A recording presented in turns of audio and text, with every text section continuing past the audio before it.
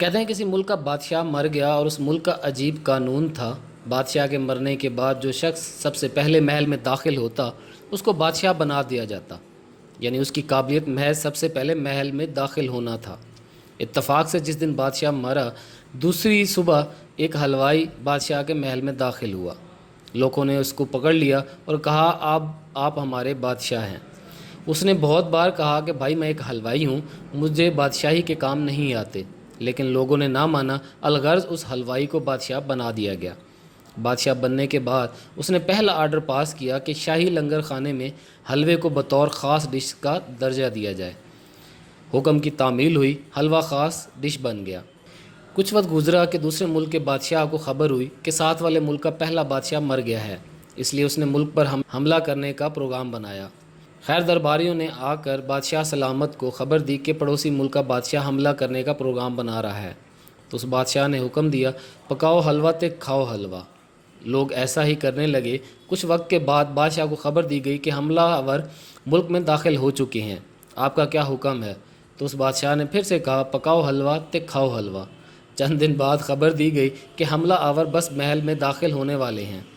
تو یہ خبر سن کر حلوائی بادشاہ نے اپنی پوٹلی اٹھائی اور کہا ہم تو جا رہے ہیں، البتہ آنے والے بادشاہوں کو بھی حلوہ کھلا دینا۔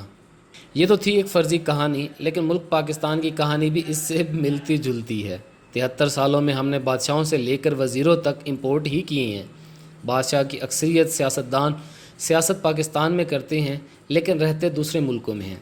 یہی حال دوسرے اداروں کا بھی ہے، وہ جنرل ہوں، جج ہوں، بیوروکریٹ ہوں یا کسی بھی شعبے سے تعلق رکھتے ہوں، کام پاکستان میں کریں گے لیکن ریٹائرمنٹ کے بعد دوسرے ملکوں میں چلے جاتے ہیں۔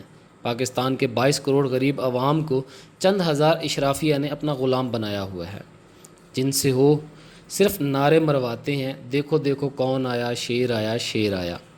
بھٹو زندہ ہے، روک سکتے ہو تو روک لو، تبدیلی سرکار کم بیش۔ یہی حال ہماری مذہبی جماعتوں کا بھی ہے۔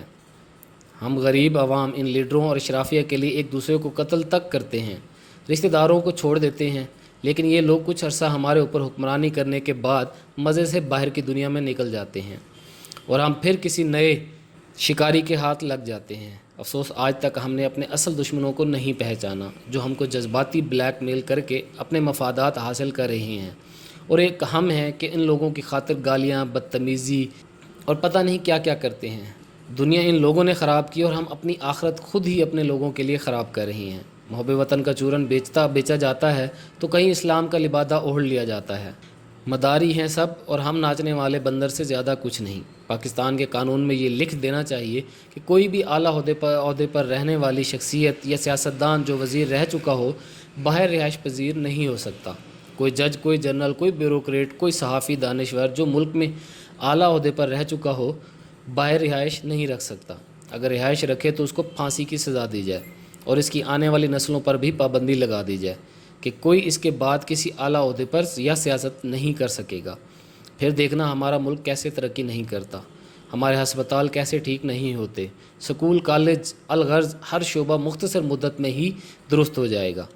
اس سب کے لیے ہم کو پارٹی بازی، اپنے بچوں کے مستقبل کا سوچنا ہوگا اور سب کو سڑکوں پر آنا ہوگا، بنا کسی پارٹی یا ادارے کی حمایت، صرف اور صرف اپنی نسلوں کے لیے، ورنہ ہماری آنے والی نسلیں ان لوگوں کی نسلوں کی غلامی کریں گی۔ دعا ہے اللہ تعالی ہم سب پر رحم فرمائے، آمین ثم آمین۔